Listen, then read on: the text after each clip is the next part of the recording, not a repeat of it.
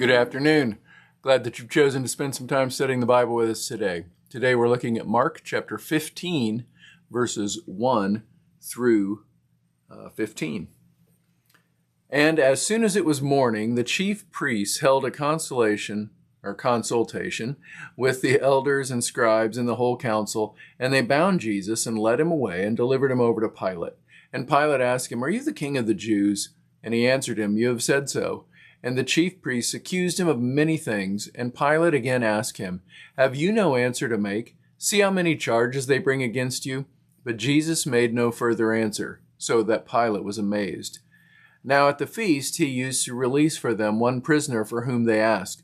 And among the rebels in prison who had committed murder in the insurrection, there was a man called Barabbas. And the crowd came up and began to ask Pilate to do as he usually did for them. And he answered them, saying, "Do you want me to release for you the king of the Jews?" For he perceived that it was out of envy that the chief priests had delivered him up. But the chief priests stirred up the crowd to have him release for them Barabbas instead. And Pilate again said to them, "Then what shall I do with the man you call the king of the Jews?" And they cried out again, "Crucify him." And Pilate said to them, "Why? What evil has he done?" But they shouted all the more, "Crucify him." So Pilate, wishing to satisfy the crowd, released for them Barabbas, and having scourged Jesus, delivered him to be crucified. Jesus, before Pilate, is an image that, if you've thought about the scriptures very long, you've probably had an image in your mind of that. But it is not an image that, that the people there would have understood. Pilate didn't understand it. That's why when Pilate started asking Jesus about it, what he expected was for Jesus to do what any thinking person would have done, and that is try to find a way to get out of the trouble he was in. But Jesus was there for that purpose. Jesus came to earth to seek and save that which was lost. And the crucifixion was the chosen method that was ordained. In the Garden of Eden, Adam and Eve sinned. And because they sinned, relationship with God was broken.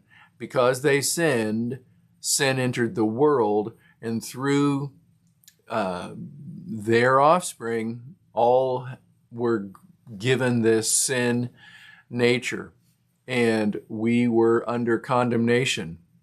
God had told them, if you sin, the result will be death. Now, some have looked at the story and said, well, they ate the forbidden fruit, but they didn't die. Oh, but they did die. They died a long time ago.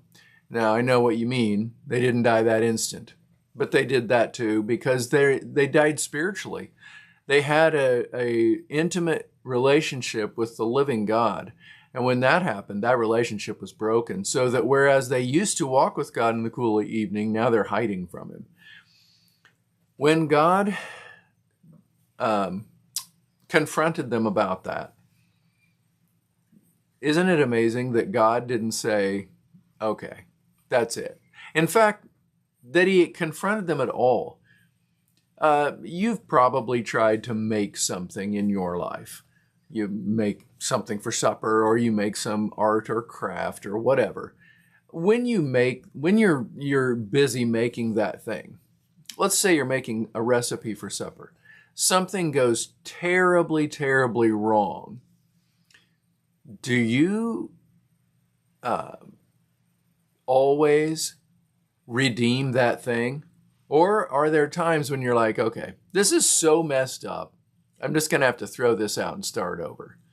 When I was in school, in 8th grade, we had home ec for a time. And I remember one time we had to I think we were making cookies, and someone made a batch of cookies, and instead of a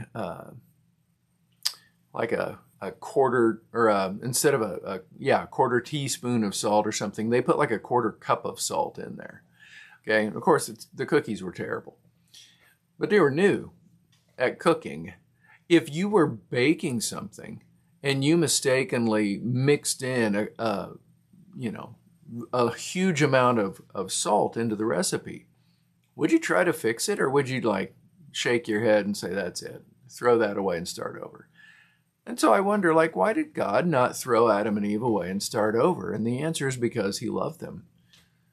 In spite of their sin, he loved them. And so he decided to make a way for them. And Jesus is that way. So Jesus stands before Pilate.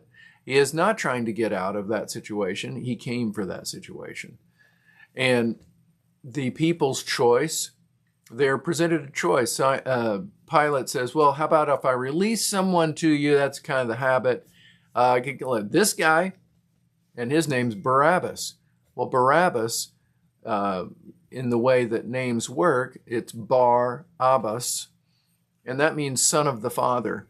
So you could have the Son of the Father, or you could have the Son of God.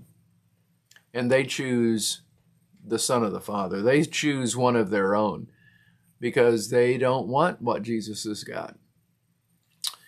When we come to a place where we understand what Jesus has done and that it can be for us, then we have a choice to make.